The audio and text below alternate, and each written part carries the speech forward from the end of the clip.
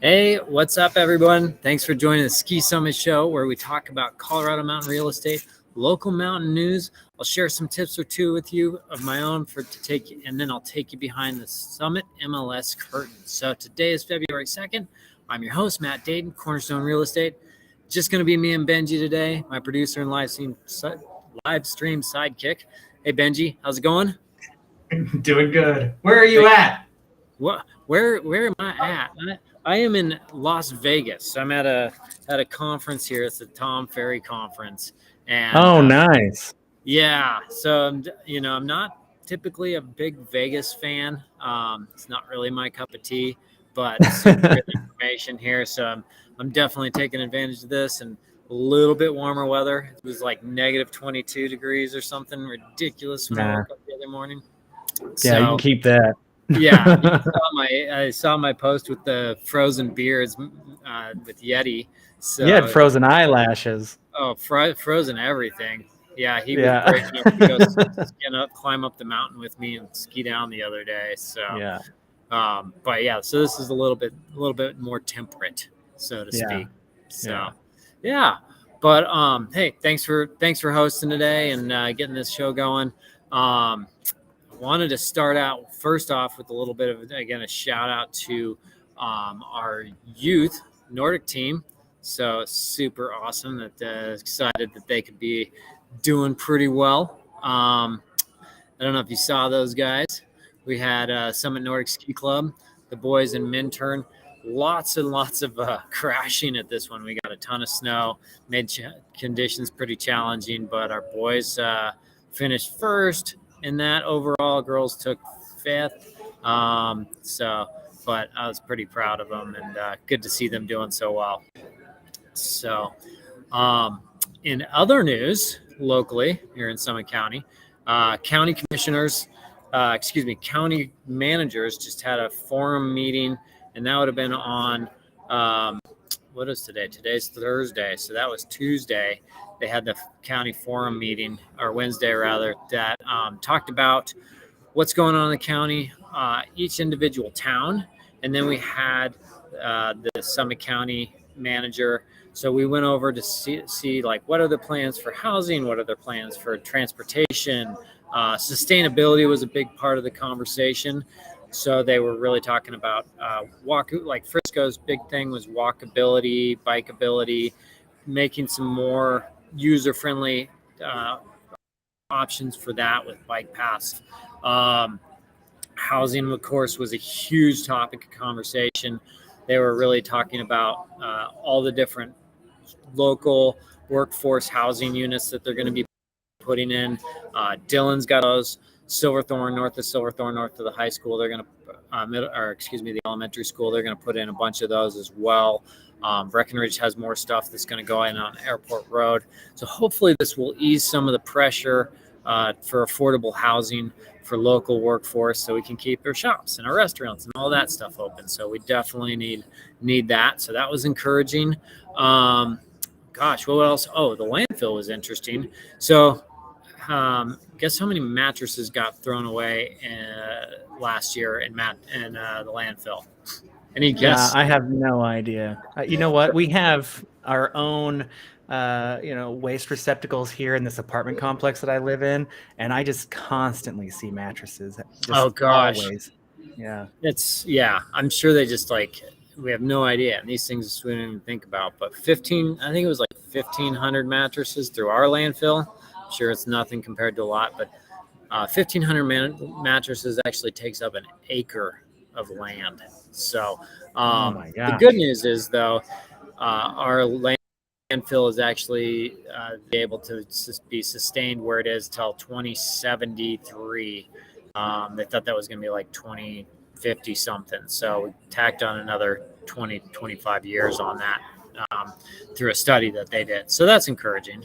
So got to have a place to put it. Best landfill in the world, though. You got awesome views. So it'll be a ski slope eventually. It probably will be Mount Trashorama or something. I don't know. I think there's some in the Midwest. I think there's some ski areas built on landfill trash piles. So build it up natural high. hot springs flowing out of it. Yeah, exactly.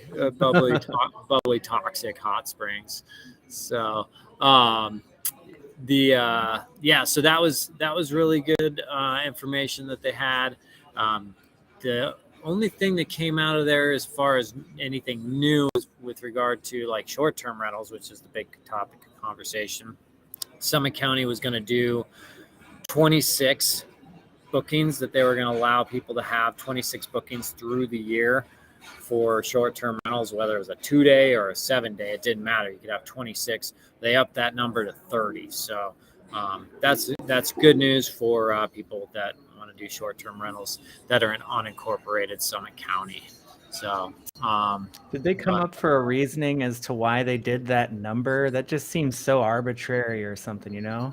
Yeah, they're really just kind of trying to look at what they feel like is sustainable to give enough nights to rent to make it worthwhile, but at the same time not have some of these neighborhoods just inundated with too many short-term rentals, because people still live there, you know.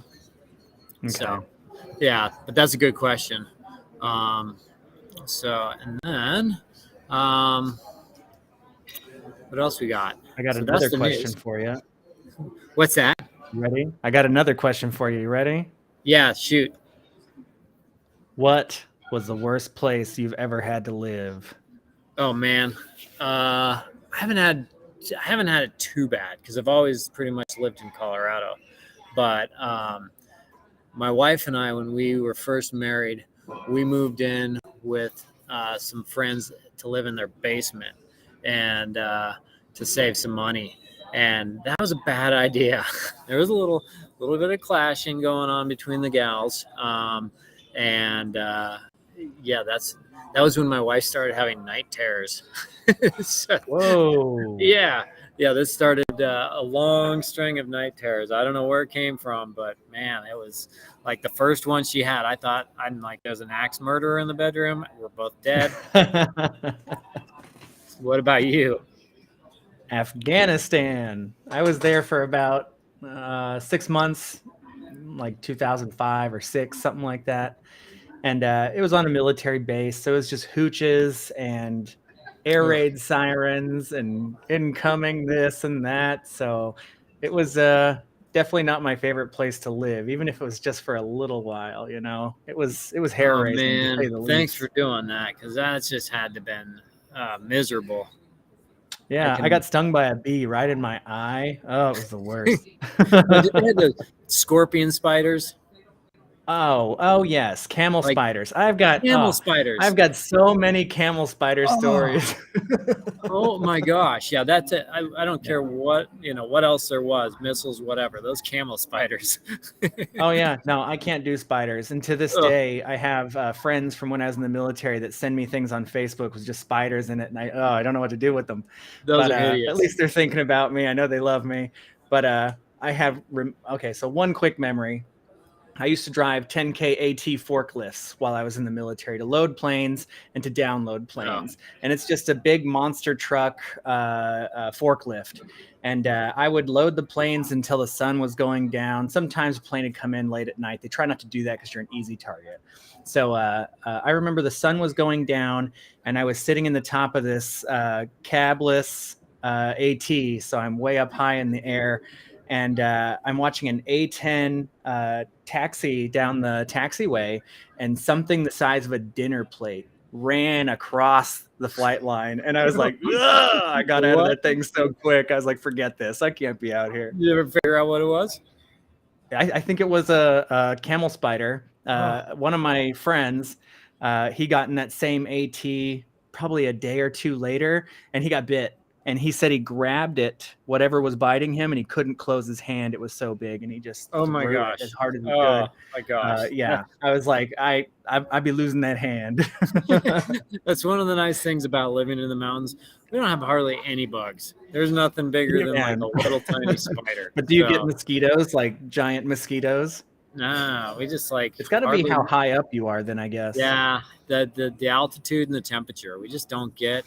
I mean, we get mosquitoes in wetter areas, but not like never swat a mosquito at my house. So, Man, yeah. more incentivization. Every time we have these calls, I'm like, I'm going to live in Summit County one day. I'm telling you, man. You just Come keep giving on me up. reasons. I'm going to have to introduce you to it. So, so what do we got for real estate tips for today? Today, I'm asking you what an ADU is. Yeah. How do I use this thing? And I need some pros and cons from you too. Yeah. So this was actually one of the topics of conversation in the managers forum. So ADU, accessory dwelling unit, and actually I think pretty much around the country this is getting to be a bigger thing as housing affordability becomes more of a challenge.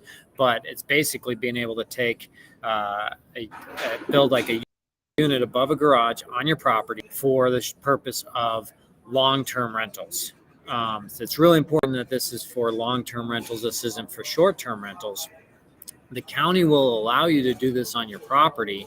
They even actually will provide you with plans. So you can go in there and they've got a whole set of plans that you can look at, and they're free. And so you can get these plans to build this ADU on your property above the garage. The catch it, so great rental income. Certainly going to increase the value of your property. If you're like dreaming of that 3-car garage or something, that's kill 2 birds with 1 stone. But the catch is that you need to designate that unit for workforce housing. So the only occupant that can live in there is working 30 hours plus a week in the county. So you need to rent it to that person. There aren't any caps on how much you rent it for, but that's one of the requirements. So people should know that going into it, that stays with that unit in perpetuity. So do they have to come in and inspect the house before you can do the addition to make sure that everything's put together correctly? Or yeah, you definitely need to go through all the normal inspections and how, whether it's attached to your house or it's a separate unit, is going to determine that. But certainly can go onto the Summit County website and find kind of some of the guidelines for that. So but anyway, they're putting something together behind me. Is that any background noise, or are we okay? I can hear them some, but everybody knows where we're at, so I don't think it's a big deal. All right, right on. So that ADU is how you can use it. So should we jump into the MLS? We're at that part of the show. Yep. All right, cool. Let me take you in there, share my screen. Oh, here. Hey, you know what? You had sent me something. Did you want to talk about it? What? Oh, yeah. You remember here, I'll put it up really quick. Let me get this thing off the screen. Yeah, I thought it was a really good quote. So as long as we're going into the MLS and we're talking about market stuff. So this is basically it's from David Stevens. He's a former assistant secretary of housing. And this is what he was saying as far as his outlook on the next few years. So he says, be advised, this may be the one and only window for the next few years to get into the buyer's market. And remember, as the Federal Reserve data shows, home prices only go up and always recover from recessions, no matter how mild or how severe. Long-term homeowners should view this market right now as unique buying opportunity. So really just looking at this right now, this is a buyer's market that we're in. So I'm going to move here because there's just a lot going on. So this is actually a buyer's market that we're looking at right now. And it's probably going to be the last window of a buyer's market that we might see for, years to come. As we see those interest rates drop down, our inventory is still so dang low that we may not see much change there. So, how's my signal? Still good? Yeah, signal's good, but I got a big old bright light behind you now. Let's go this way. There you go. There we go. Now I can see you. So let me jump into the MLS a little bit, and I'm just going to share what we kind of see for new listings. I got a couple properties to highlight, and then I'm going to get back to everything going on here and this whole conference. So kind of cool. There's realtors from all over the country. I've gotten to meet a bunch of people, talk to them a lot about what's going on in other places. So it kind of seems like there's a similar trend. So low inventory, buyer demand, and as soon as we get below that 6% interest rate, we're going to just see high level of buyers is kind of the consensus here. So flipping through here a little bit, I saw a few that I thought were really interesting, good value. Here's a treehouse condo into a 3-bedroom place for $529,000. So there's a good one. That's up in Wilderness area. This one, Lake Cliff in Dillon, right near the lake. Great location, great setting. It's going to give you views. The theater's right there. Pine Ridge condo, so in Breckenridge, 2-bedroom for right around $1 million that you could rent. Pretty much ski in, ski out type of property. So, and then lastly, the Snowberry one. That one looks like the Brady Bunch house. Yeah, it's really just the location on this one. I know it's a $1.8 million, but it backs up to the golf course in the Snowberry subdivision. So just the setting on this one is fantastic. I think that's going to be just one of those locations that, you know, somebody's going to want to stay in for a long time. So I don't know. We'll see. On the price does seem like maybe a little bit high on that one, but I think the location is really great, and that's kind of what you're paying for extra. So those would be the highlight 3 properties that I see this week.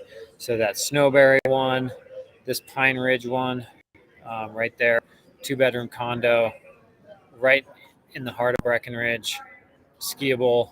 I think that's a great property. And then lastly, this Lake Cliff condo in Dillon. And Dillon, you can still rent.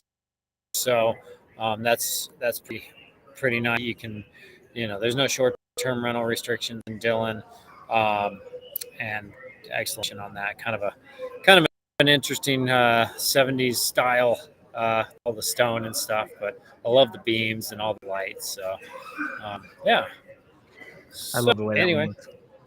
That's what I got for you this week. Stop sharing. There we go.